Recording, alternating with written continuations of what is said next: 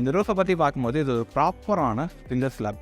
Filler slab அப்படிங்கிற concept என்ன, நம்ம ரெகுலராக யூஸ் பண்ணுற அந்த கான்க்ரீட் ஸ்லாப்பில் வந்து பார்த்திங்கன்னா ஏதாவது ஒரு எக்ஸ்ட்ராவாக நம்ம நேச்சுரல் மெட்டீரியல் வந்து பயன்படுத்துறது, அதாவது ஓடு பயன்படுத்துவாங்க, கொட்டாங்குச்சி பயன்படுத்துறது, இந்த பழைய காலத்தில் இருக்கக்கூடிய அந்த பானைகளை பயன்படுத்துறது தான் ஒரு ஃபில்லர் ஸ்லாப்னு சொல்கிறாங்க.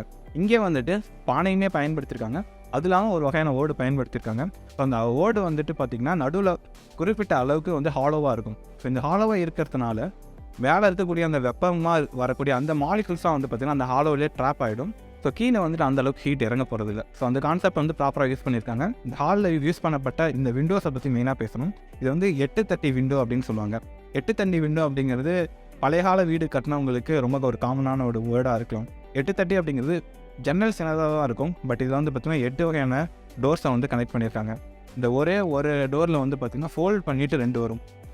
ஸோ ஆல்ரெடி நம்ம வந்து ஆத்தங்குடியில் ஒரு வீடு கவர் பண்ணியிருப்போம், லட்சுமி விலாஸ் அப்படின்ட்டு. ஸோ அதில் பார்த்தா இந்த மாதிரியான ஒரு அமைப்பு வந்துட்டு அதோட டைனிங் ஹாலில் பயன்படுத்தியிருப்பாங்க.